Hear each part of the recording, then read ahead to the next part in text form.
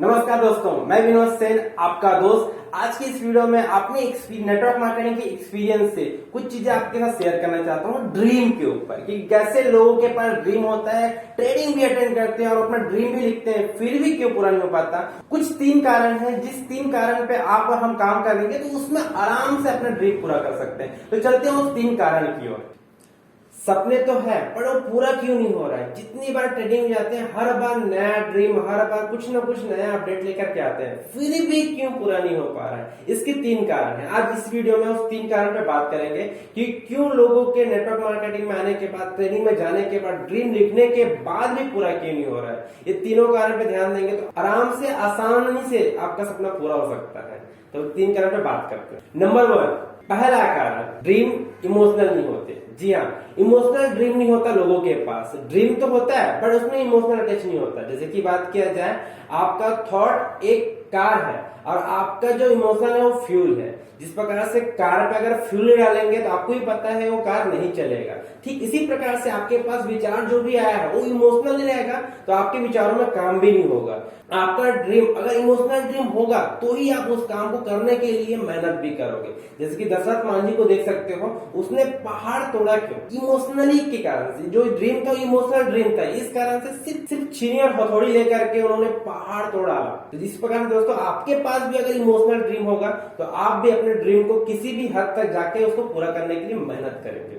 दूसरा कारण, क्लियरिटी। जी हाँ, अधिकतर लोगों का ड्रीम तो होता है और ड्रीम दूसरों को उधार लिया हुआ होता है। किसी को देख करके कार का, किसी का बंगला का, हर चीज देख करके वो अपना ड्रीम बना लेता है। उसको क्लियरिटी नहीं रहता कि मुझे ये चीज चाहिए तो क्यों चाहिए और किस प्रकार से चाहिए। तो आपके पास अगर क्लियर गोल नहीं रहेगा तो आप उस काम को कर ही नहीं पाओगे, उसको अचीव भी नहीं कर पाओगे। जैसे कि आपको किसी व्यक्ति के पास भेजा जाए, जैसे कि रमेश के पास भेजूं और सिर्फ रमेश का नाम लेके भेजूं, उसके घर जाने के लिए बोला जाएगा तो आप नहीं जा पाओगे। अगर आपको रमेश के घर भेजना है और आपको प्रॉपर एड्रेस दिया जाए कि आप किस स्ट्रीट में रहता है, किस सिटी में रहता है, पिन कोड क्या है, पूरा प्रॉपर एड्रेस दिया जाएगा तो आप आराम से पहुंच सकते हैं। तो इसी प्रकार से आपके पास अगर क्लियर गोल होगा, कि क्लियरिटी होगा आपके पास कि इस समय में ये इस गोल को अचीव करना है, इस तरीके से अचीव करना है, क्या क्या ऑब्स्टेकल आएगा उसमें, किस तरीके से हैंडल करूं उस चीज को, तो आप आराम से उस चीज को क्या कर सकते हो, हासिल कर सकते हो। तो सेकंड कारण है कि क्लियर गोल नहीं होता है लोगों के पास, इस कारण से वो ड्रीम को अचीव नहीं कर पाते हैं। अपने ड्रीम को क्लियरिटी से रखिए और उसमें काम कीजिए।